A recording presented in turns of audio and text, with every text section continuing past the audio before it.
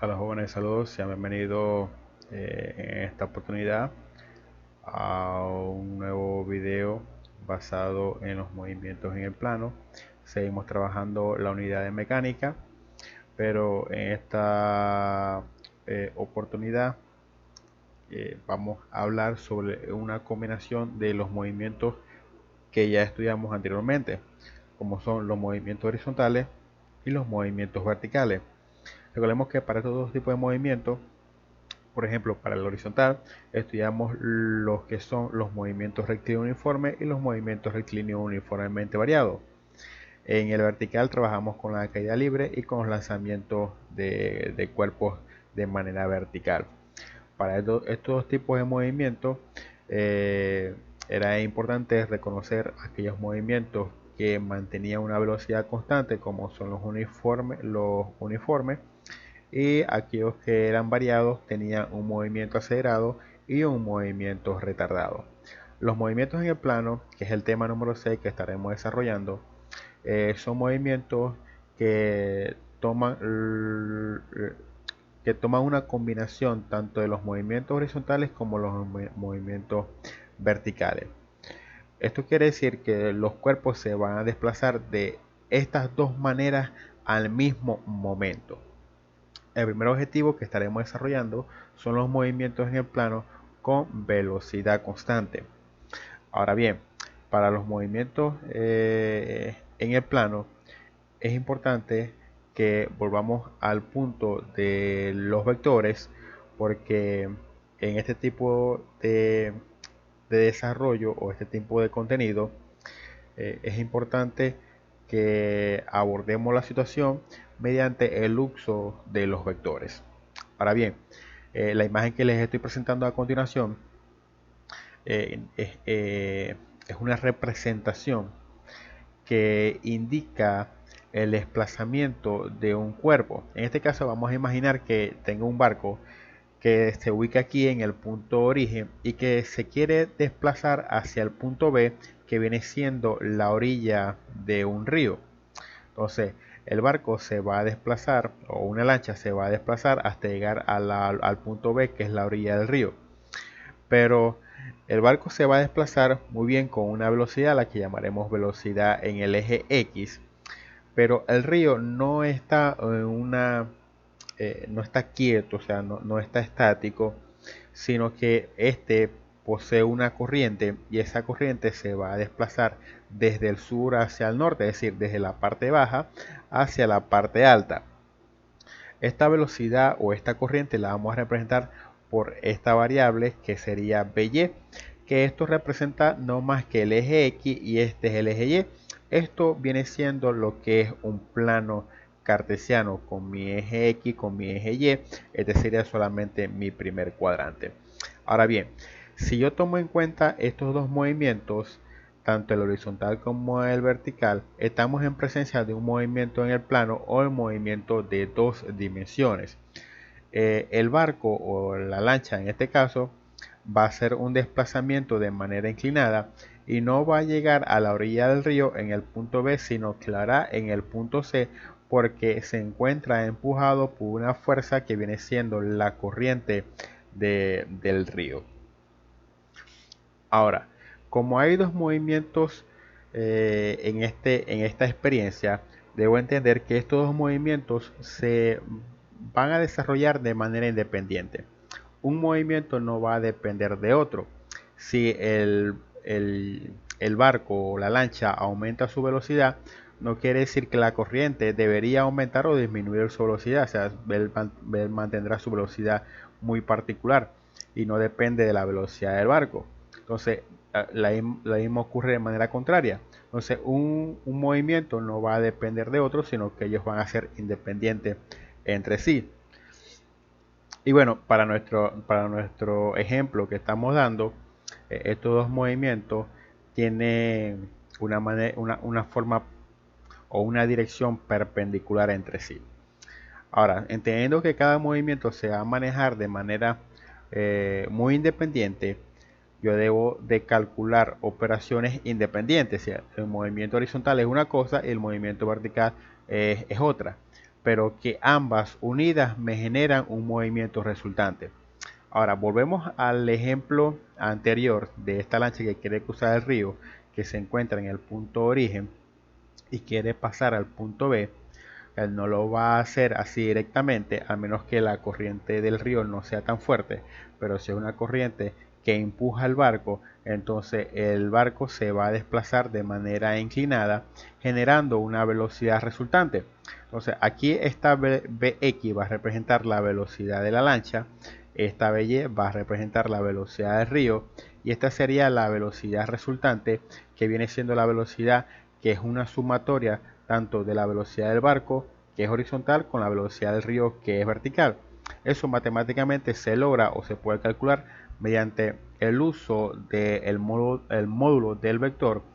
También lo podemos identificar en la matemática como el teorema de Pitágoras. Entonces, con una suma vectorial basada en el teorema de Pitágoras, que me dice que la hipotenusa al cuadrado es igual a los catetos al cuadrado, a la suma de los catetos al cuadrado, podemos determinar el valor de la velocidad resultante. Ahora, esta velocidad resultante, como podemos visualizar mediante este vector, se hace de manera inclinada, que esa inclinación no es más que un ángulo de dirección, y esa dirección la podemos determinar mediante el uso de la tangente. Aquí lo que quiero que ustedes recuerden que estas ecuaciones no son nuevas, sino que son ecuaciones que se estudiaron en el tema de los vectores. Entonces la tangente de un ángulo va a ser el cateto opuesto, si volvemos al triángulo, sería el cateto opuesto sobre el cateto adyacente, que viene siendo la velocidad del río entre la velocidad del barco que se va a desplazar de manera horizontal. Entonces, basado en estas dos ecuaciones, puedo conocer tanto la magnitud de la velocidad resultante de la lancha o del barco, como la dirección de este, para ir desde un punto A hasta un punto B, en este caso desde el origen hasta el punto C. Volviendo un poco a la parte de los vectores, recordemos que un vector no solamente se representa mediante vectores, mediante coordenadas rectangulares, disculpen, un vector no se representa solamente con coordenadas rectangulares o coordenadas polares. También lo podemos representar mediante vectores unitarios. Entonces, resumiendo un poco sobre este contenido, recordemos que los vectores unitarios son formas de representar un vector indicando el valor de la unidad del vector unitario con respecto a cada uno de los ejes. Entonces, si yo quiero representar el valor de la coordenada en el eje X, yo debo tener una unidad, y esa unidad se va a multiplicar tantas veces como la coordenada lo amerite. Así para el eje Y, esa unidad se va a representar tantas veces como esta experiencia me lo exija. Una forma representativa de estos vectores unitarios son sus letras. En el eje X se va a representar con la letra I, y en el eje Y se va a representar con la letra J. Aquí podemos visualizar en la presentación una ecuación que representa la posición de un cuerpo o de una partícula. O sea, eso va a depender de nuestra experiencia, ¿no? Lo que sí, que la letra R va a representar la posición de este cuerpo, y aquí va a ser representado mediante vectores unitarios. Sería X, que es la coordenada, el valor numérico en el eje X acompañado de la Y, más Y, que sería el valor numérico de la posición en Y, más la letra J. Si conocemos este vector, si en un problema conocemos este vector de posición, la velocidad de partícula, entonces sería sencilla calcularla mediante el uso de la siguiente ecuación. Debo entender que la velocidad de la partícula la podemos determinar mediante la fórmula del movimiento rectilíneo uniforme, dividiendo el desplazamiento de dicha partícula entre el tiempo que demora en hacer el desplazamiento de un punto a otro. Si nos vamos a los vectores unitarios, se representarían de esta manera, que sería su posición en X entre el tiempo más su posición en Y entre el tiempo, o la diferencia del desplazamiento de un punto a otro y el tiempo que demoró en desplazarse. Entonces tenemos que el desplazamiento entre el tiempo, según el movimiento uniforme, nos va a dar como resultado la velocidad. Entonces así puedo calcular la velocidad en el eje X y puedo calcular la velocidad en el eje Y, que son valores numéricos representados mediante vectores unitarios. Entonces, lo que quiero yo rescatar con esto es que los vectores unitarios representan tanto la posición como la velocidad de una partícula, y esto debo de yo saberlo al momento de resolver algún ejercicio que me lo representen mediante de esta forma matemática. Los movimientos en el plano pueden darse con velocidad constante o con velocidad variable. Cuando es una velocidad constante, tenemos que tener en cuenta de que la aceleración va a ser igual a cero, porque el móvil, según vaya pasando el tiempo, no va a variar su velocidad. Así que si los movimientos horizontal y vertical son de manera independiente, uno no va a depender de otro, entonces cada uno va a tener nuestra aceleración. Entonces la aceleración en el eje X va a ser 0 y la aceleración en el eje Y va a ser 0. Como no hay aceleración porque es totalmente nula, entonces la velocidad en ambos ejes va a ser constante, no va a variar en todo su recorrido. Basándonos en este sistema, vamos a decir que la posición de una partícula para cada uno de los ejes lo podemos determinar con la ecuación del movimiento uniforme, que sería el producto de la velocidad por el tiempo. Entonces, una posición es multiplicar la velocidad de este móvil por el tiempo que transcurrido para llegar a esa posición. Entonces, así, multiplicando la velocidad por el tiempo, puedo conocer la posición de este móvil tanto en el eje X como en el eje Y, que aquí lo estoy representando mediante esta ecuación. Pero en esta ecuación yo estoy agregando el X sub 0 y estoy agregando el Y sub 0. El X sub 0 como el Y sub 0 representan lo mismo, que sería la posición inicial de la partícula. Supongamos que la partícula no está empezando en el punto 00 de mi plano, sino que parte de un punto de coordenada cualquiera. Entonces, como parte de un punto de coordenada cualquiera, yo tengo que indicar ese punto como su punto de origen. Entonces, X sub 0 y Y sub 0 representan lo que es el punto de origen de esta partícula. Pero si parte desde el origen 0, 0, ahí no vamos a tener ningún problema, porque ya sería 0 y 0 en ambos casos. Estos movimientos con velocidad constante, bien, vamos a trabajar de la misma manera. Debo entender que esto lo podemos representar mediante vectores unitarios. Entonces puedo calcular el módulo del vector, que no es más que la velocidad resultante. Pero aparte de eso, si yo quiero conocer la posición de esta partícula, o sea, yo quiero conocer la posición de una partícula en un punto del eje X y un punto en el eje Y. Entonces, si yo quiero conocer la posición de una partícula aquí en este punto, pues yo tengo que calcular la posición basado en las ecuaciones que acabo de mencionar. ¿Qué tengo que hacer? Si no parte del origen, coloco el valor del punto de origen y lo multiplico y le sumo la multiplicación de la velocidad en ese eje por el tiempo. Entonces la velocidad por el tiempo me va a dar la posición de esta partícula sumado al punto de origen si no parte del punto 0, 0. Ya lo mismo hago con el eje Y.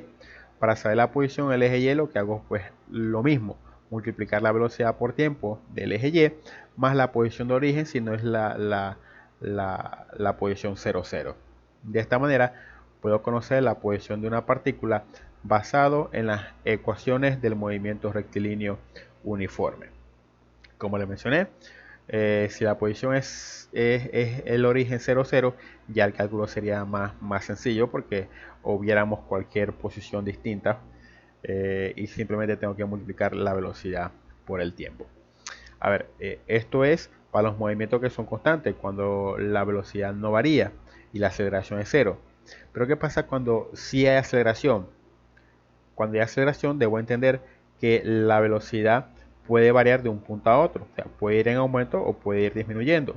O sea, en este caso, y de igual manera yo tengo que respetar que los movimientos son de manera independiente. El movimiento que se haga de manera horizontal no va a perjudicar al movimiento que se haga de manera vertical. Así que cada uno de ellos va a tener su aceleración por igual. Como va a tener su aceleración por igual, entonces debo calcular cualquier posición de esta partícula basado en las ecuaciones de la cinemática. ¿Qué quiere decir esto? que vamos a utilizar las fórmulas de los movimientos rectilíneos uniformemente variados para estudiar ya sea la posición de una partícula en un determinado momento en el eje X y en el eje Y, llamado momento lo que es el tiempo transcurrido. Pero bueno, eso lo estaremos desarrollando con mayor profundidad cuando estaremos resolviendo problemas basados en este tipo de movimiento en el plano. Por los momentos quiero que se lleven en esta primera clase de este tema, que vamos a estar utilizando los vectores para representar los movimientos en el plano, entendiendo que los movimientos en el plano son simplemente la combinación de los movimientos horizontales y los movimientos verticales. Como les mencioné, el ejemplo de un yate o del barco que quiere desplazarse de un punto A a un punto B que amerita cruzar el río. A eso se refiere, hay dos movimientos, hay dos velocidades que tengo que tomar en cuenta, que es la velocidad del barco y la velocidad de la corriente del río. Y bueno, esto puede variar si la corriente del río sufre un cambio, puede ir más rápido o puede estar serena el agua, no hay corriente.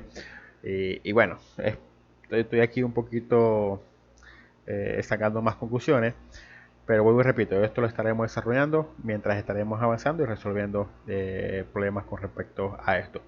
Por el momento, creo que hasta aquí es suficiente para entender que los movimientos en el plano es una combinación de lo que ya hemos estudiado anteriormente. Bueno, hasta aquí la clase del día de hoy. Me despido y bueno, estén pendientes a la siguiente clase. Hasta luego.